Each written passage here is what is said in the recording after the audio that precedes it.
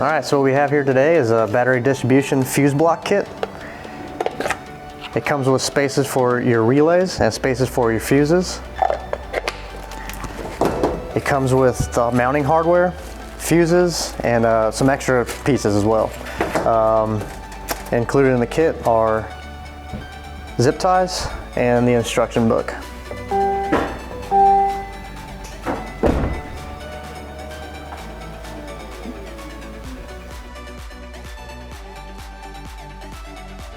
All right, so our first step is going to disengage our quarter turn fasteners. There's 3 of them. And pull the cowling off. Set it to the side.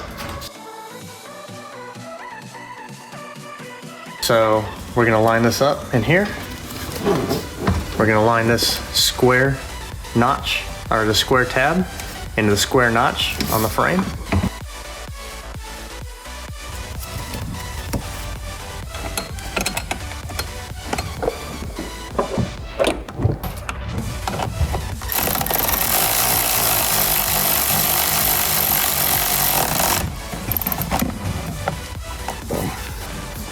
So our next step is we're going to take our connector and we're going to run it under the harness along the body connector harness and plug it in.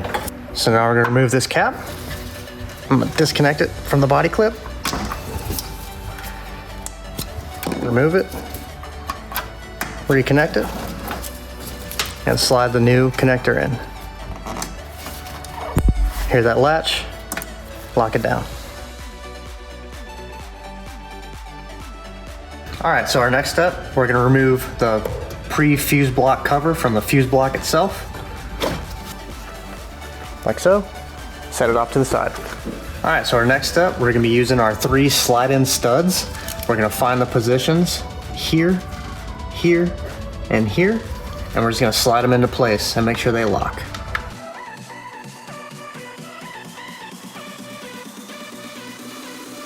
So our next step, we're going to take the 60 amp fuse, we're going to install it over these first 2 studs,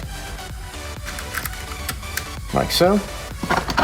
We're going to take our bus bar and install it over these 2 studs, like so.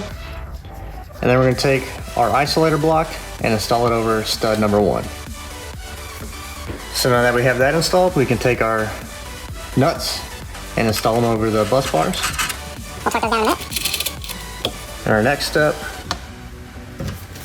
is going to route the harness with the terminal ring on it around through this block, securing it in the tunnel and down to the stud.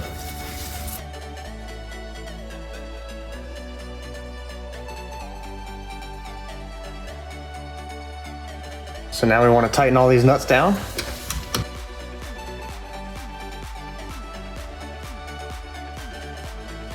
All right, so we're gonna make sure that our terminal ring harness is within the tunnel and it's not gonna get pinched when we put the pre-fuse block cover back on.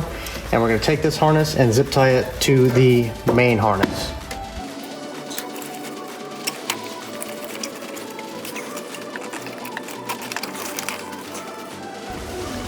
All right, now we're nice and secure. This is within our tunnel, good to go. All right.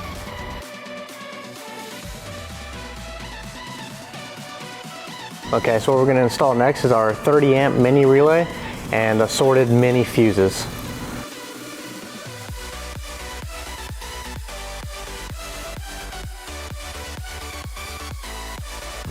And now we're installing the fuses. We got 2 10s, 1 15, 1 20, and 2 30 amp fuses.